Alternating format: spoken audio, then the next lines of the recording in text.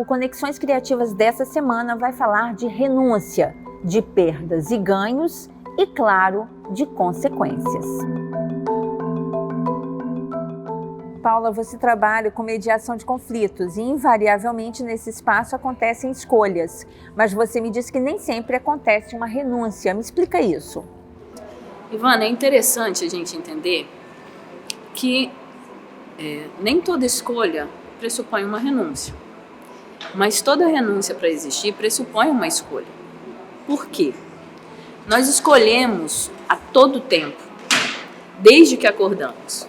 Se eu escolho levantar ou dormir mais um pouco, se eu escolho a roupa X ou Y, mas isso não significa que eu estou renunciando a algo.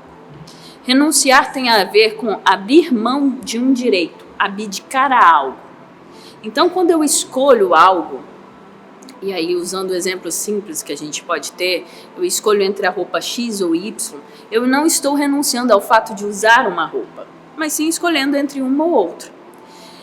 E é interessante também a gente pensar que as escolhas, elas fluem das nossas próprias decisões. Na minha percepção, no meu trabalhar, as renúncias, elas estão ligadas mais quando envolvem a interferência ou a gestão de terceiros nas nossas escolhas.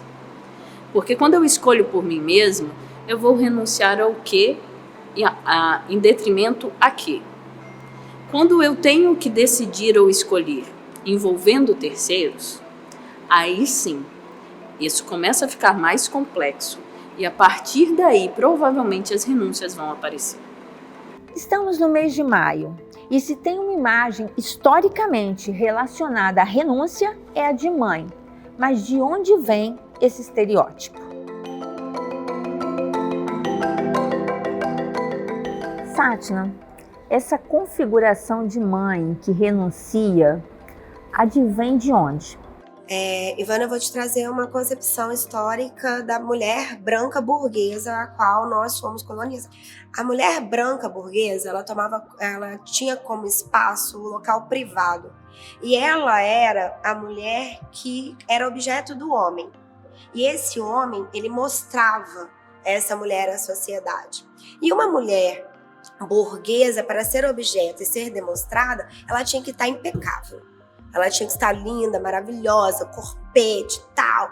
Ela precisava estar assim. Você conhece mãe assim? Não, né? Então pronto. Então o que acontecia? Essa mulher burguesa, ela pegava as crianças que nasciam na época, porque a mortalidade infantil era muito grande, e ela entregava essas crianças para as amas de leite. Quem era mais abastado tinha uma casa anexa à casa deles, para que essas amas de leite ficassem com as crianças. Quem não era, que não tinha tanto dinheiro assim, entregava e a criança ia embora.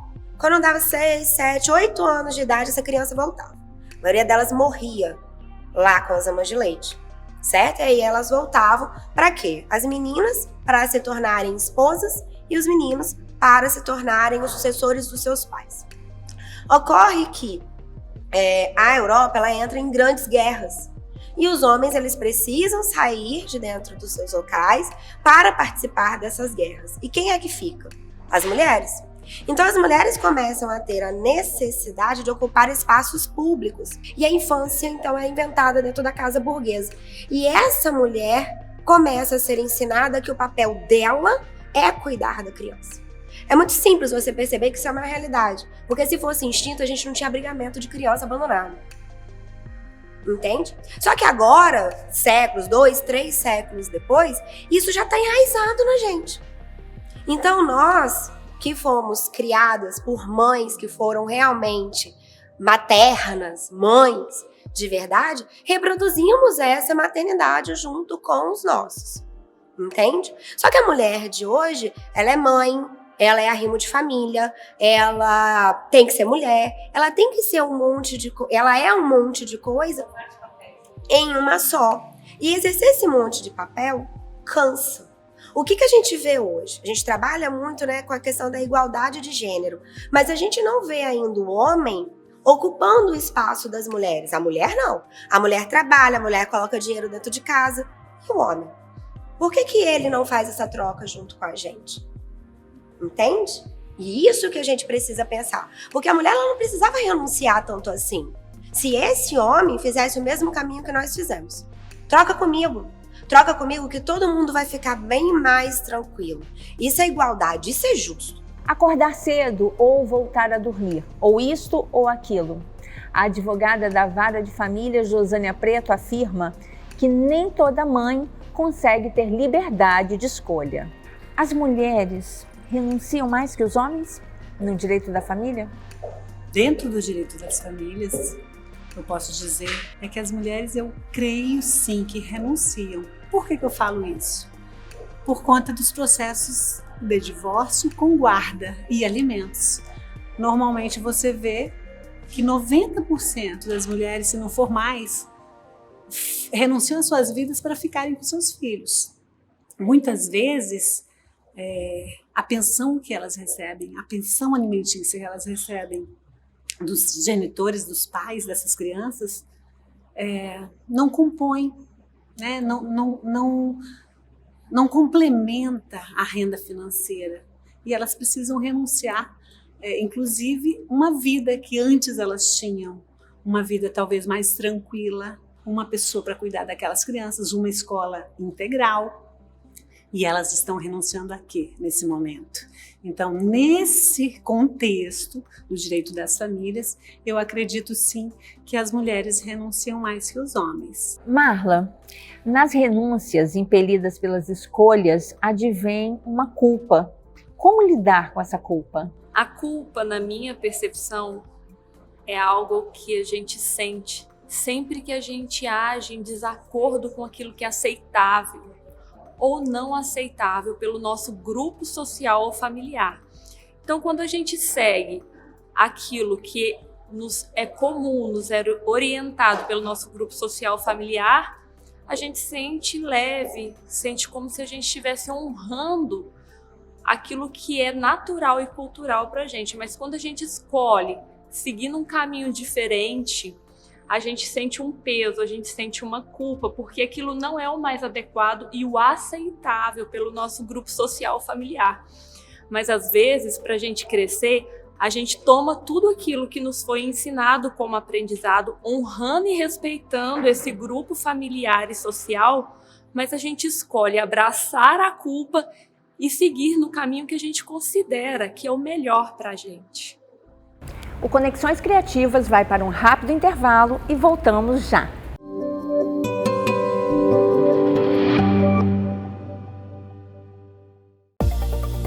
Há mais de 20 anos inovando em soluções ambientais para tratamento e gerenciamento de resíduos. Vitória Ambiental. Proteger o meio ambiente é o nosso compromisso.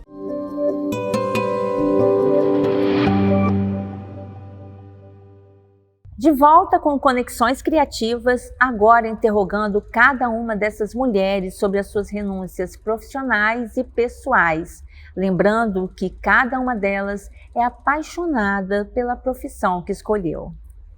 Sátina, no seu caso, foi uma escolha profissional, né? Uma renúncia profissional. Foi difícil fazer essa renúncia no ano passado? Em 2018 eu tive uma situação de muito trabalho. Eu estava dando aula em muitas faculdades, mais a clínica de psicologia, mais o marido, mais filho, mais a minha vida como mulher e como amiga e como ser social. E eu tive um processo de depressão por causa desse aglomerado de coisas, de papéis que eu estava exercendo e não estava dando conta. E aí eu tive que tomar uma decisão.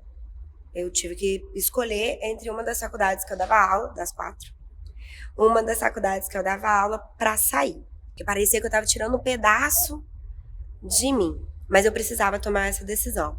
E eu acho que isso que é a coisa mais importante, né?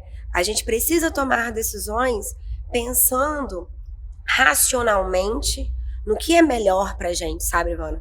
Porque chega num ponto que o mundo vai nos consumindo. E que se a gente não para e fala, opa, segurou, a gente acaba indo com o mundo e o mundo te levando como se fosse um rio, assim. Acaba sendo absorvida, né? Exatamente. E já não cabia. Paula, falando em maternidade, né, em profissão, eu queria saber se foi difícil para você adiar a escalada profissional que você delineou, planejou, por conta do casamento e da maternidade. É interessante porque foi uma escolha que eu tive que fazer. E aí a renúncia vem a partir dessa escolha. E foram escolhas que eu tomei baseada naquilo que me era valoroso. E de onde eu queria estar depois de alguns anos. Então, quando eu me formo, eu caso logo em seguida, 2, 3 meses depois. E como eu já atuava ali com famílias no escritório que eu trabalhava, eu sabia que era importante cuidar daquele primeiro ano do casamento. Então, eu me voltei para o casamento. Aí, depois de um primeiro ano, eu fui fazer a prova da ordem.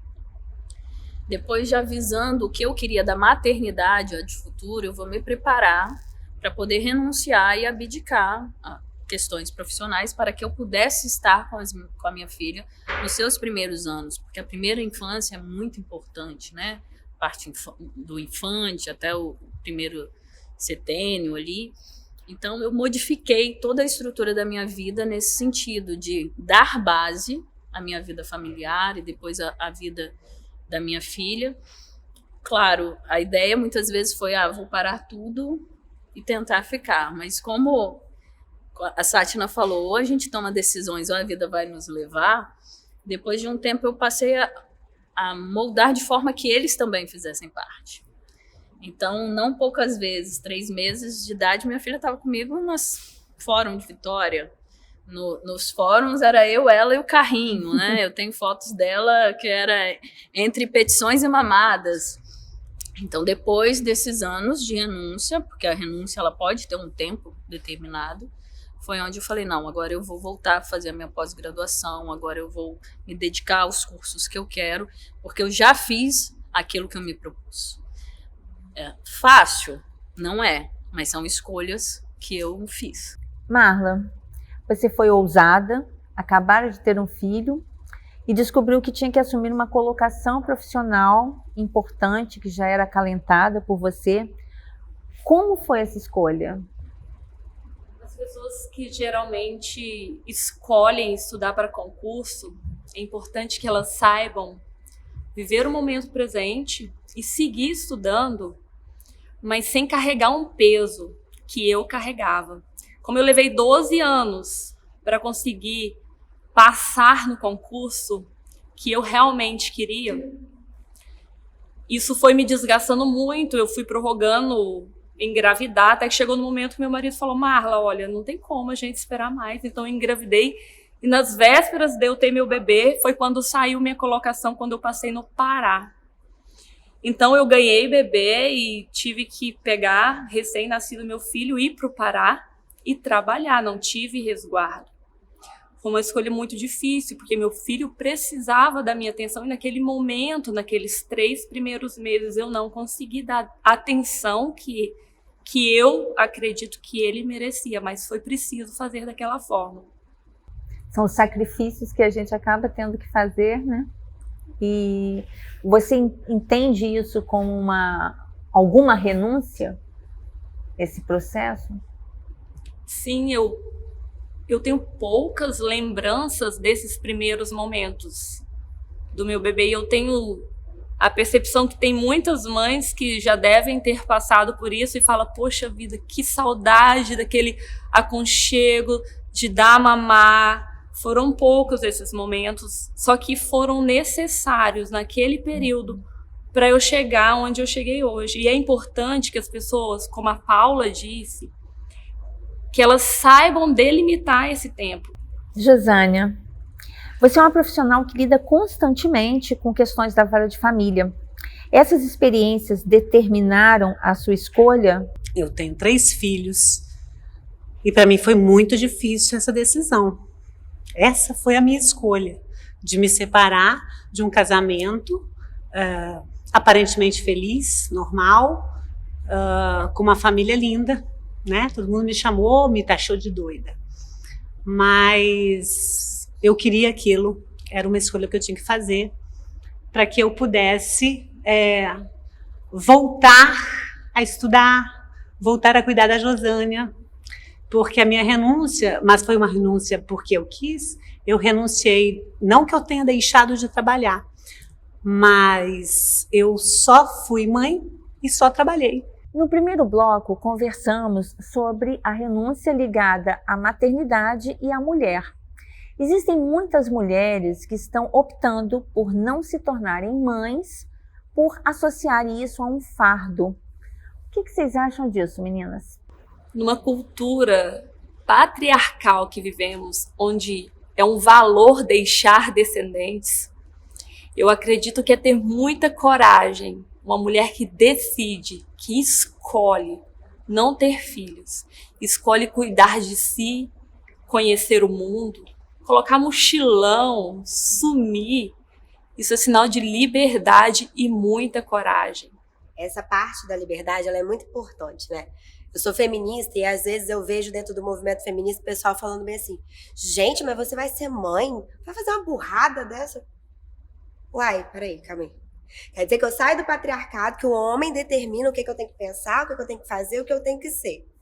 Agora eu quero tomar a minha decisão como mulher empoderada e as mulheres me privam disso? Não. Ser mãe... eu também fiquei aqui agora. Ser mãe e ser empoderada e ser mulher é tomar uma decisão que é minha. Que não é do meu marido, que não é de fulano, que não é de Beltrano. Se eu tomei essa decisão, ela precisa ser respeitada. Pois é, né, Sátima? Mas escolhas, principalmente maternas, elas precisam ser muito bem pensadas. E isso falando de mulheres mais maduras. Porque se a gente for pensar nas adolescentes que engravidam, sem pensar, sem planejar, aí já é outro patamar. Mas quando se trata de mulheres maduras, escolhas assertivas, tem que pensar, porque não é só um filho que você vai ter muitos encargos. Mas também, Josane, uma coisa assim que eu me pego, porque foi uma métrica que eu fiz, e que eu não sei se foi acertada ou não, porque eu sou muito das métricas, né? Quando eu me casei, antes de ter filho, eu fui conversar com mulheres mais velhas, com mulheres que se dedicaram à vida profissional, para saber como elas estavam anos depois, pós-mestrado, pós-doutorado. Hoje, gente, isso já mudou. Hoje em dia é muito mais fácil, né, você lidar com isso tudo. Mas na época eu tive certos medos de me lançar para a vida profissional, exatamente não conseguir dar conta da maternidade. Então, a gente também não pode se fixar em não tenham filhos por medo. Não ser mãe por medo, isso eu não acho saudável. Então, toda escolha tem uma renúncia? Na minha percepção, não. Você escolhe seguir num caminho que para você é a busca da felicidade, né, Josane? Verdade. Também penso que nem toda escolha requer uma renúncia. Às vezes sim, às vezes não. Depende do que, né? Do que você vai escolher. Gente, Sartre fala pra gente assim, ó. A gente tem a liberdade. Liberdade é a única coisa que o ser humano ele tem. E essa liberdade, ele dá opções e a gente tem que escolher. Toda vez que a gente faz uma escolha, a gente renuncia a outra. Não tem como você ter duas coisas. E às vezes não tem nem como você voltar atrás em relação àquilo. Então, na minha cabeça, toda escolha gera, sim, uma renúncia. Para mim, escolhas não pressupõem renúncia. Porque a gente pode escolher por si mesmo. Até porque a renúncia, para mim, está ligada quando envolve terceiros. Quando a gente escolhe, a gente pode escolher por si. Pistache, morango, eu não renunciei ao sorvete. Então, porque você pode comer o sorvete depois. O negócio é que quando você não pode mais comer. Se não puder comer, aí é uma renúncia com base em quê? Então, aí eu tenho que escolhas e escolher. renúncias são renúncias? Totalmente diferente. Então, tá bom.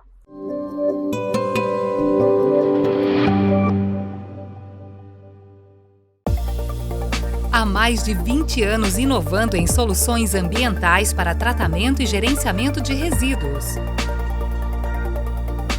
Vitória Ambiental. Proteger o meio ambiente é o nosso compromisso.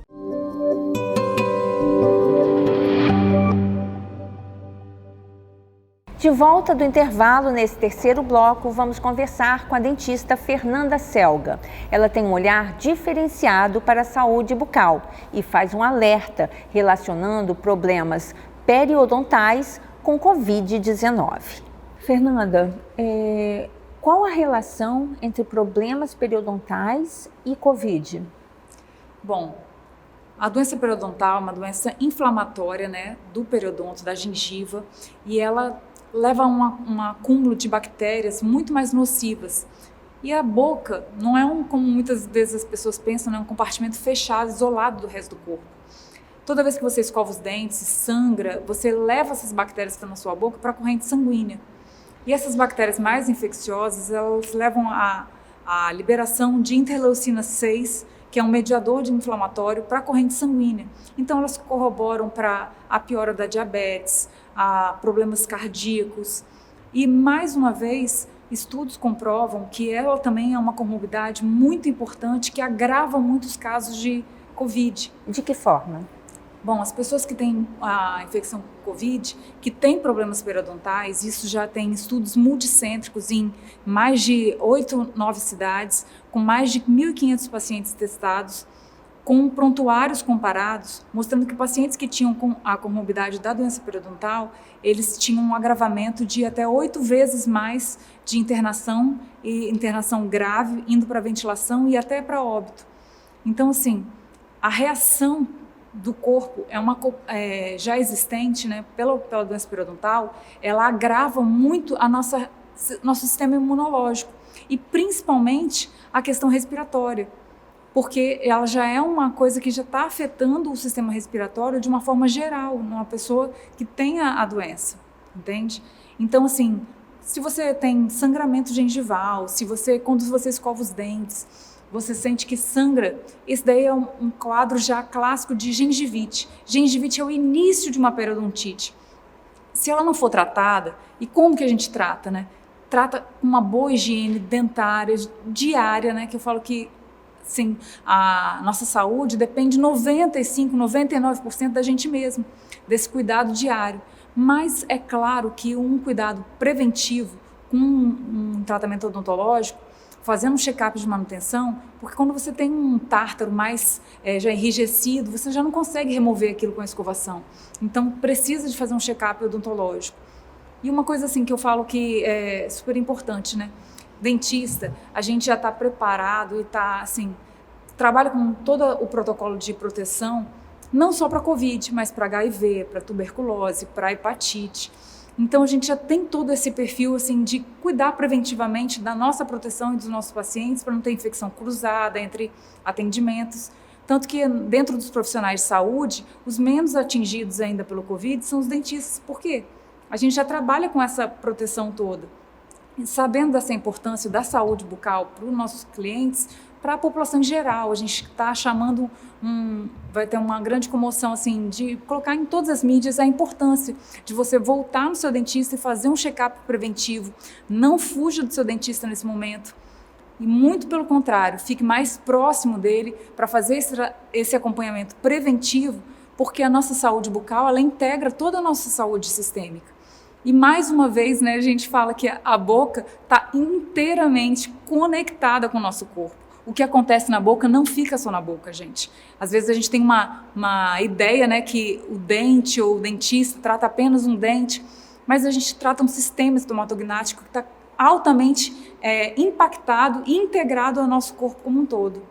E entre o Covid, né, mais uma questão que é uma comorbidade que também piora todas as comorbidades, quando a gente fala de diabetes, o sobrepeso, tudo isso piora sempre a nossa resposta a qualquer tipo de infecção. Sim. E ao Covid provou mais uma vez. O Conexões Criativas fica por aqui. Eu espero por você na próxima semana com mais informação de meio ambiente, sustentabilidade, indústria criativa, empreendedorismo, educação e inovação. Aqui na TV Ambiental, a TV que te reconecta.